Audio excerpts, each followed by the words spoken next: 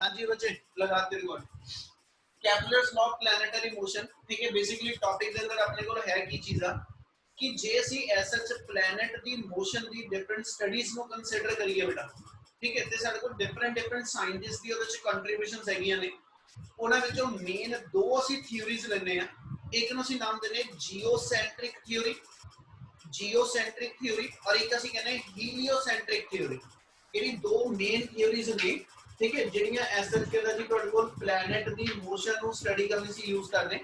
ਇੱਕ ਜੀਓਸੈਂਟਰਿਕ ਥਿਊਰੀ और सेकंड है ਸਾਡੇ ਕੋਲ ਜਿਹੜੀ ਹੀਲੀਓਸੈਂਟਰਿਕ ਥਿਊਰੀ। और तो ਇਹਨਾਂ ਦੋਨਾਂ ਥਿਊਰੀਜ਼ ਦੇ ਵਿੱਚ ਡਿਫਾਈਨ ਹੈ ਕੀਤਾ ਗਿਆ ਕਿ ਜੀ ਜੀਓਸੈਂਟਰਿਕ ਦੇ ਅਕੋਰਡਿੰਗਲੀ ਵੀ ਆਰ ਕੰਸੀਡਰਿੰਗ कि अर्थ is to be taken at the center of the solar system and all other planets they should revolve around the earth।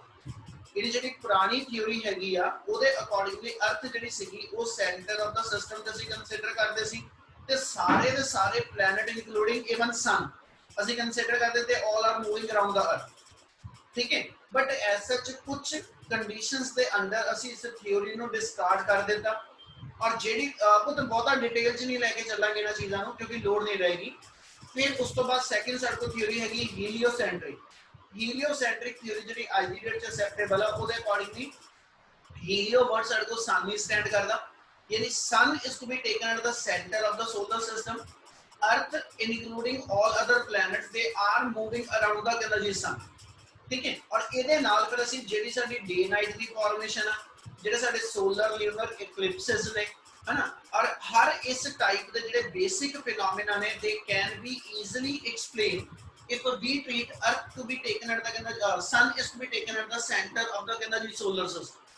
ਹੁਣ ਇਹ ਡਿਫਰੈਂਟ ਜਿੰਨੀਆਂ ਵੀ ਇਸ ਟਾਈਪ ਦੀਆਂ ਸਾਡੇ ਕੋਲ ਕੰਟਰੀਬਿਊਸ਼ਨਸ ਆਉਂਦੀਆਂ ਗਈਆਂ ਹਨਾ, ਇਹਨਾਂ ਸਾਰੀਆਂ ਕੰਟਰੀਬਿਊਸ਼ਨਸ ਨੂੰ ਸਮ ਅਪ ਕਰਕੇ ਕੈਪਲਰ ਨੇ ਤਿੰਨ ਬੇਸਿਕ ਲਾਅ ਬਣਾ ਦਿੱਤੇ कि भी किसी भी प्लैनेट की मोशन जैसे स्टडी करिए तो ਉਹਦੇ तीन बेसिक होने ਜਿਹੜੇ ਸਾਡੇ ਕੋਲ ਐਸ ਐਚ Kepler's law of planetary motion define ਕੀਤੇ। ਉਹਨਾਂ ਚੋਂ ਫਰਸਟ ਅਸੀਂ ਡਿਫਾਈਨ ਕਰਦੇ ਹਾਂ that's called as the law of orbit. ठीक है, यानी फर्स्ट लॉ ਜਿਹੜਾ ਤੁਹਾਡੇ ਕੋਲ नेचर ऑफ पाथ डिफाइन करदा, सेकंड लॉ ਤੁਹਾਡੇ ਕੋਲ प्लैनेट ਦੀ वेलोसिटी ਨਾਲ ਕੰਸਰਨ ਆ ਤੇ ਥਰਡ लॉ ਤੁਹਾਡੇ ਕੋਲ ਜਿਹੜਾ प्लैनेट ਦੇ टाइम पीरियड ਦੇ ਨਾਲ ਲਿੰਕਡ है। फर्स्ट लॉ ਨੂੰ नाम देने Kepler first law is to be called as the law of orbit और इस दे अकॉर्डिंगली आप केपलर फर्स्ट लॉ के अकॉर्डिंगली डिफाइन कर दें every planet when revolve around the sun it always to be revolve in an elliptical orbit और उन्हें क्या जी एलिप्टिकल ऑर्बिट दे अंदर ठीक है जेडे प्लैनेट ते सन दी लोकेशन आ उसदे लिए उन्हें डिफाइन कीता sun is to be taken at one of the major focus. मैं कल वर्ड एक्सप्लेन कीते हुए आ, ठीक है, फिर एक बार रिपीट कर रहा। जे सर्कल को लेके चलीए तो सर्कल दे अंदर ਅਸੀਂ ਇਹ ਕਹਿੰਨੇ ਕਿ ਵੀ ਉਹਦੇ ਜਿਹੜੇ ਐਸਐਚ ਐਕਸ ਵਾਈ ਦੋਨੋਂ ਰੇਡੀਅਸ ਨੇ, ਠੀਕ ਹੈ, ਇਹ ਇਕੁਅਲ ਲੈਂਥ ਦੇ ਆ। ਇਹਦਾ x ਤੇ y ਰੇਡੀਅਸ ਦੋਨੋਂ ਇਕੁਅਲ ਲੈਂਥ ਦੇ ਆ ਤੇ ਆ ਇਹਦਾ ਜਿਹੜਾ ਸਿਮੈਟ੍ਰਿਕ ਪੁਆਇੰਟ ਹੋਏਗਾ ਤੇ ਜਦੋਂ ਅਸੀਂ ਐਸਐਚ ਐਲਿਪਸ ਲੈ ਕੇ ਚੱਲਦੇ ਆ ਤਾਂ ਅਸੀਂ ਕਹਿੰਦੇ ਜਦੋਂ x axis is more longer than that of the y axis, ਇਸ ਲਈ ਇਹਨਾਂ ਐਕਸਿਸ ਨੂੰ ਅਸੀਂ ਡਿਫਾਈਨ ਕਰ ਦਿੰਦੇ ਕਿ ਇਹ ਮੇਰਾ ਮੇਜਰ ਐਕਸਿਸ ਹੋ ਜਾਏਗਾ और दूजे एक्सिस ਨੂੰ ਅਸੀਂ डिफाइन कर देने कि भी आ ਸਾਡੇ ਕੋਲ ਐਸਾ ਸਾਡਾ ਜਿਹੜਾ ਮਾਈਨਰ ਐਕਸਿਸ ਹੈ, ਠੀਕ ਹੈ, ਮੇਜਰ ਔਰ ਮਾਈਨਰ ਐਕਸਿਸ डिफाइन ਕਰਦੇ। ਫਿਰ ਉਹਨੇ डिफाइन ਹੈ ਕੀਤਾ ਕਿ ਜਿਹੜਾ ਆ ਤੁਹਾਡੀ ਕਰਵੇਚਰ ਆਂਦੀਆਂ ਪਈਆਂ, ठीक है, ਜਿਹੜੀ ਆ ਮੇਰੇ ਕੋਲ ਕਰਵੇਚਰ ਕਨਕੇਵ ਕਨਵੈਕਸ ਸ਼ੇਪ ਚ ਆਏਗੀ, ਇਸ ਸਫੈਰਿਕਲ ਸ਼ੇਪ ਦਾ ਹਮੇਸ਼ਾ ਕੋਈ ਨਾ ਕੋਈ ਫੋਕਸ ਪੁਆਇੰਟ ਹੁੰਦਾ। ਉਹਦੇ ਲਈ ਉਹਨੇ डिफाइन ਕੀਤਾ ਕਿ ਵੀ ਇਹਦੇ ਦੋ ਫੋਕਸ ਨੇ ਦੋਨਾਂ ਸਰਫੇਸਿਸ ਦੇ, ठीक है, ਜਿਹੜੇ ਕਿ ਅਸੀਂ ਮੇਜਰ ਐਕਸਿਸ ਦੇ ਉੱਤੇ ਕੰਸੀਡਰ ਕਰਦੇ ਹਾਂ। उन्हें कंडीशन दे दी कि जदों प्लैनेट अपने इस ऑर्बिट च मूव करेगा, ठीक है, अराउंड द कहना जी सन, तो सन की लोकेशन उन्हें कहा कि आउट ऑफ द टू किसी एक मेजर एक्सिस दे फोकस दे उत्ते दी लोकेशन, यानी इस मेजर एक्सिस दे आ फोकस को ਅਸੀਂ सन की लोकेशन ले लें। तो आ मेरे को ਜਿਹੜਾ फोकस पॉइंट ये सन की लोकेशन हो गया।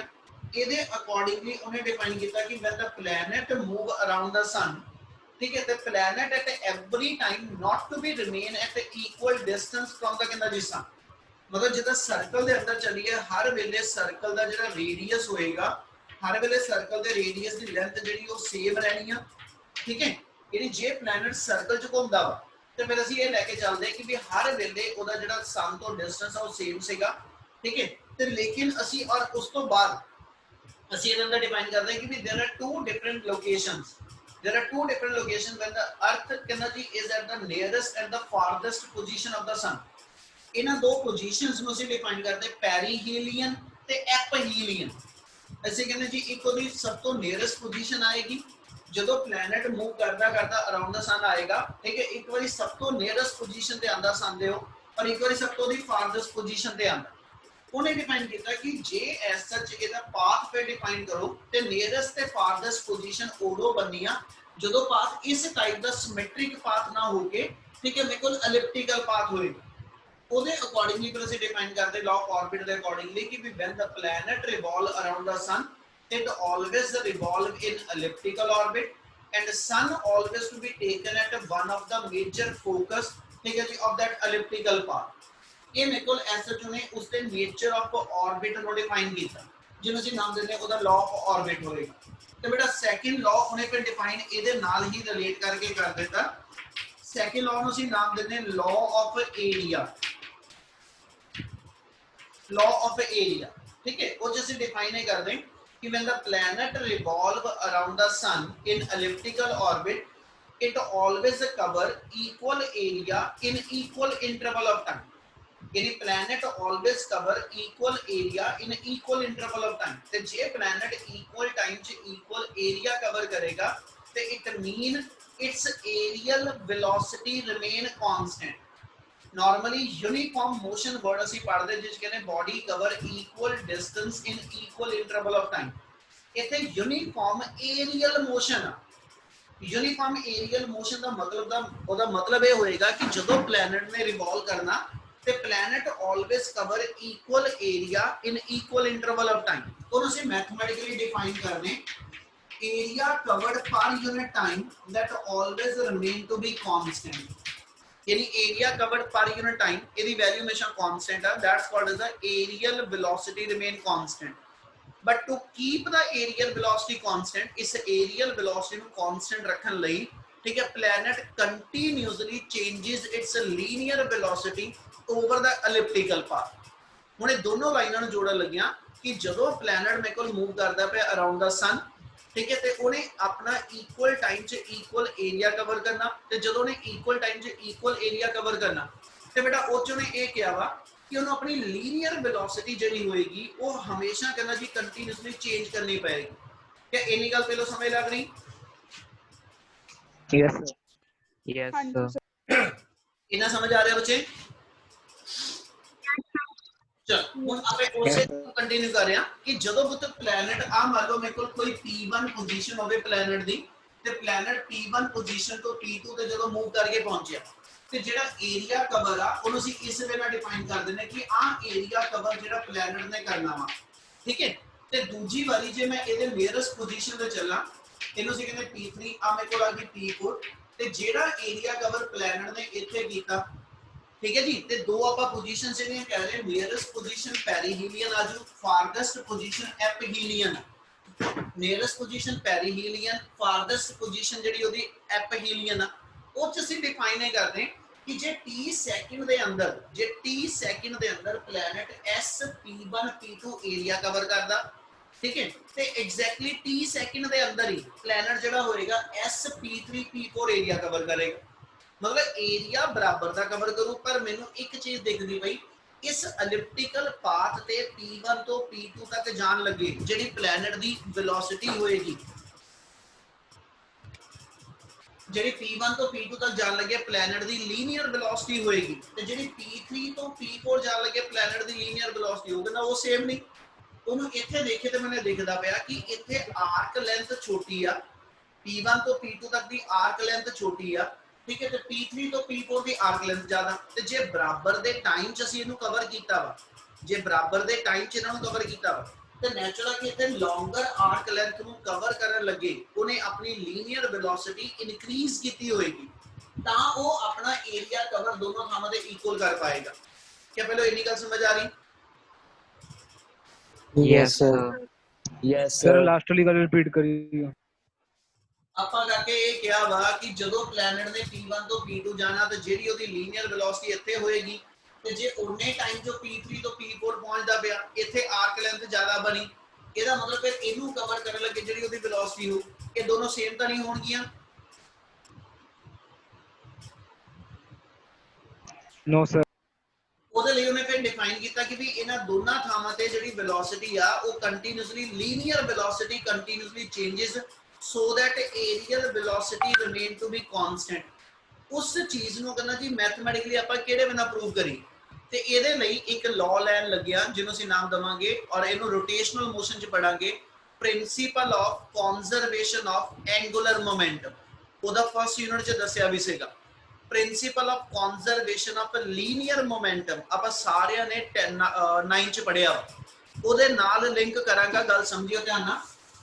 ਆਪਾਂ 9 ਚ ਜੋ ਪੜਿਆ ਉਹ ਆ ਰਿਲੇਸ਼ਨ ਸੀਗਾ F equal to dp by dt, force equal to rate of change of linear momentum, ਤੇ ਇਹ ਚ ਅਸੀਂ ਡਿਫਾਈਨ ਫਿਰ ਇਹ ਕਰਦੇ ਸੀ if no external force will act on the body mean ਜੇ ਮੈਂ F ਨੂੰ 0 ਕਵਾਂ, ਜੇ ਮੈਂ F ਨੂੰ 0 ਕਵਾਂ ਤੇ ਮੈਂ dp by dt ਮੇਰਾ 0 ਆ ਜਾਏਗਾ, ਇਹਦਾ ਮਤਲਬ ਮੋਮੈਂਟਮ ਜਿਹੜਾ ਹੋਏਗਾ ਉਹ ਕਾਂਸਟੈਂਟ ਹੋਏਗਾ। ਕੀ ਆ ਗੱਲ ਕਲੀਅਰ ਹੈ ਜੋ ਬੋਲਦਾ ਪਿਆ?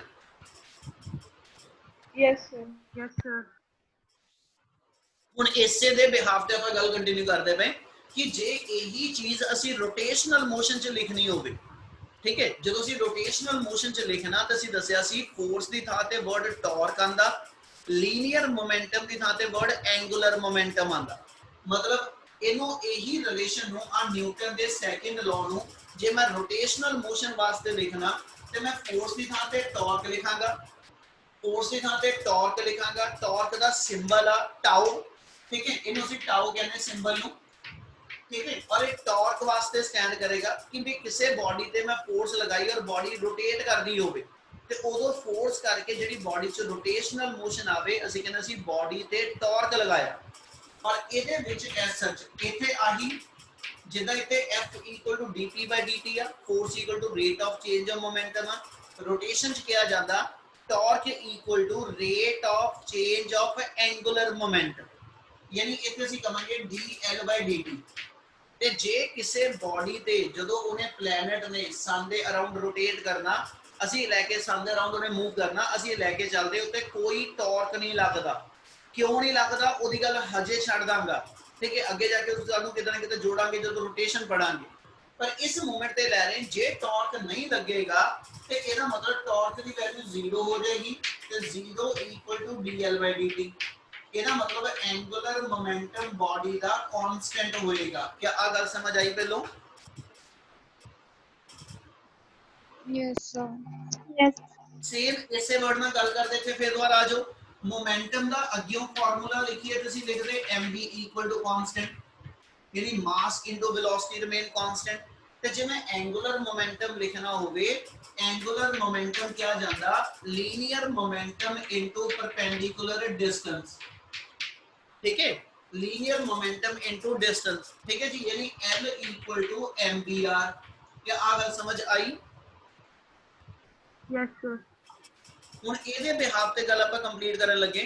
ਇਹਦਾ ਮਤਲਬ ਉਹ ਕਹਿੰਦਾ ਜਦੋਂ ਪਲੈਨਟ ਅਰਾਊਂਡ ਦਾ ਸਨ ਮੂਵ ਕਰਦਾ ਪਿਆ ਐਪਹੀਲੀਅਨ ਤੋਂ ਪੈਰੀਹੀਲੀਅਨ, ਪੈਰੀਹੀਲੀਅਨ ਤੋਂ ਐਪਹੀਲੀਅਨ, ਇਹਨਾਂ ਸਾਰੇ ਮੂਵਮੈਂਟਸ ਤੇ ਉਹਦੀ ਲੀਨੀਅਰ ਵੈਲੋਸਿਟੀ ਕੰਟੀਨਿਊਸਲੀ ਚੇਂਜ ਹੁੰਦੀ ਹੈ, ठीक है। ਲੀਨੀਅਰ ਵੈਲੋਸਿਟੀ ਜਦੋਂ ਕੰਟੀਨਿਊਸਲੀ ਚੇਂਜ ਹੁੰਦੀ ਉਹਨੂੰ ਆਪਾਂ ਡਿਫਾਈਨ ਕਿੱਦਾਂ ਕਰੀਏ? ਉਹਦੇ ਲਈ ਫਿਰ ਅਸੀਂ ਇਹ ਕਰਾਂਗੇ ਕਿ ਅਪਲਾਈ ਦਾ principle of conservation of angular momentum, apply ਦਾ principle of conservation of angular momentum at perihelion position and at aphelion position. ਇਸ ਲਾਈਨ ਦਾ ਮਤਲਬ ਇਹ ਹੋਏਗਾ ਜੇ ਐਕਸਟਰਨਲ ਟਾਰਕ ਨਹੀਂ ਲੱਗ ਰਿਹਾ ਤੇ ਟੋਟਲ ਐਂਗੂਲਰ ਮੋਮੈਂਟਮ ਦੀ ਵੈਲਿਊ ਪੈਰੀਹੀਲੀਅਨ ਤੇ, टोटल एंगुलर मोमेंटम की वैल्यू पेरीहीलियन ते टोटल एंगुलर मोमेंटम की वैल्यू एपहीलियन, इन्हां सारे पॉइंट्स ते कहंदा जी सेम रहेगी। क्या ये गल समझ आ रही? सर मतलब टॉर्क किते भी नहीं लगूगी?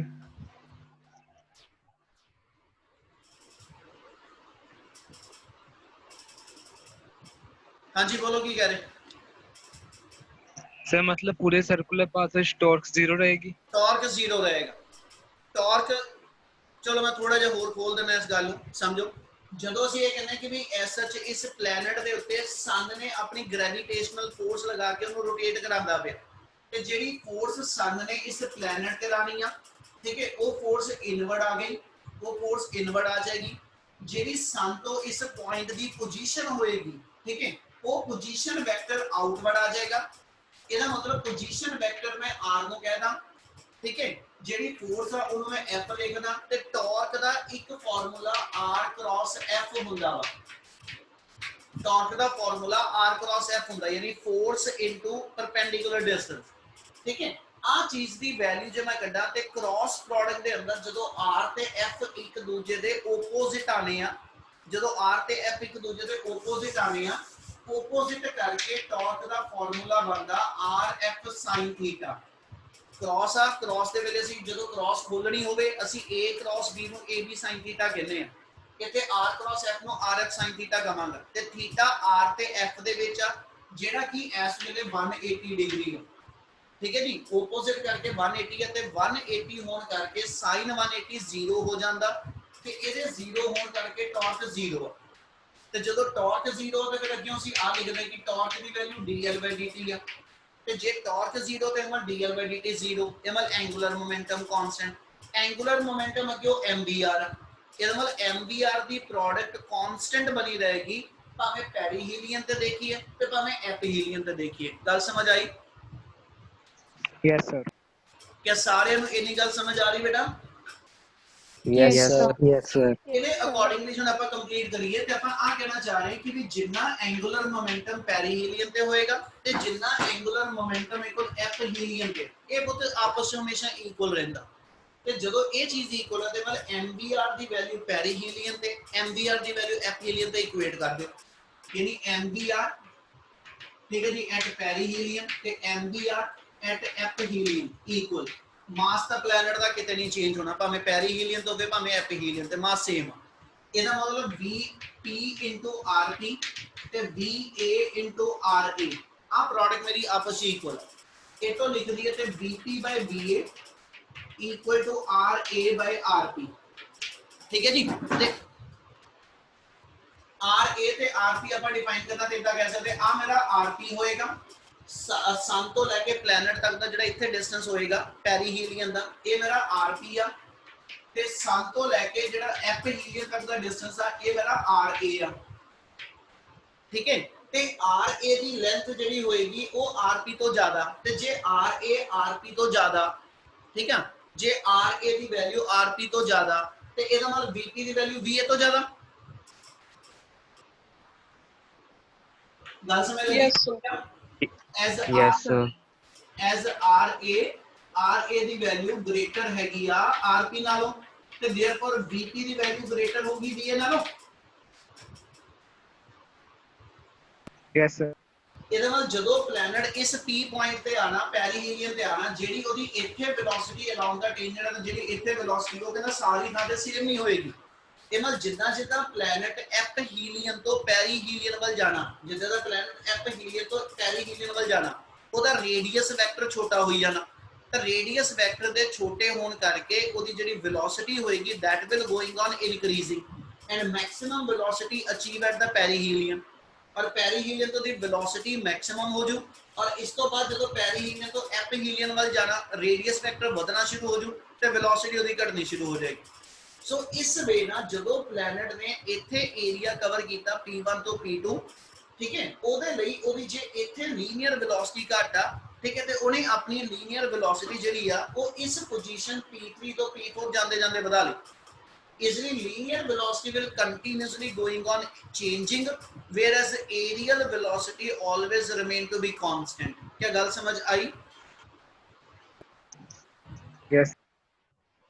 क्या इना क्लियर Yes. है जी? Yes.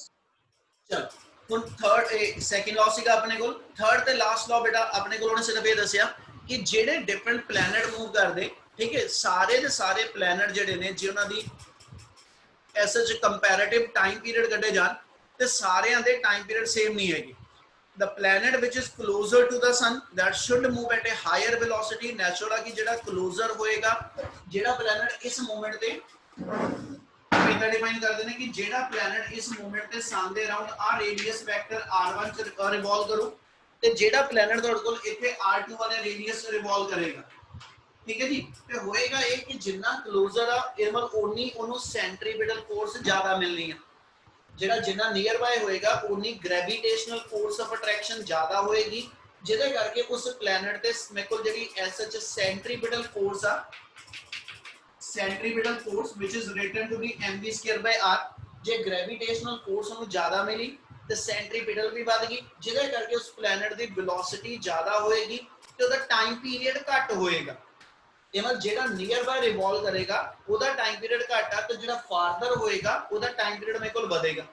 ਇਹਦਾ ਮਤਲਬ ਟਾਈਮ ਪੀਰੀਅਡ ਰੇਡੀਅਸ ਦੇ ਨਾਲ ਉਹਨੇ ਲਿੰਕ ਕੀਤਾ, ਔਰ ਜਿਹੜਾ ਮੈਥਮੈਟੀਕਲ ਰਿਲੇਸ਼ਨ ਅਸੀਂ ਉਹਦੇ ਲਈ ਯੂਜ਼ ਕਰਦੇ ਹਾਂ ਉਹ ਅਸੀਂ ਡਿਫਾਈਨ ਕਰਦੇ square of the time period, square of the time period of the कहना जी different planet, ठीक है, is always directly proportional to cube of the radius of the major axis।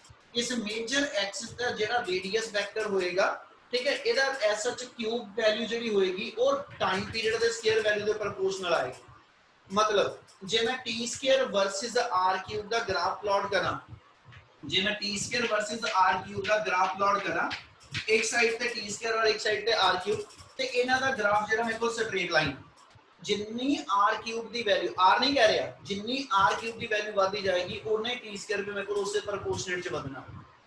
क्या आ क्लियर है जी सारा? Yes, sir. Yes, sir. जे तिन्ना law च किसी नु कोई डाउट ते एक बारी जरूर बोलो, जे तिन्ने लॉ क्लियर है तो फिर अपना एक न्यूमेरिकल पेंडिंग को खत्म करिए जल्दी। Sir, third law का नाम की है law of time period। Law of period कह दो, लॉ ऑफ टाइम पीरियड कह दो।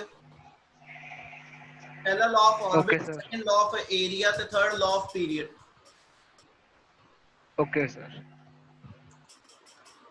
हाँ जी, कोई और किसी का डाउट है पुत? एक क्लियर है तेने लॉ?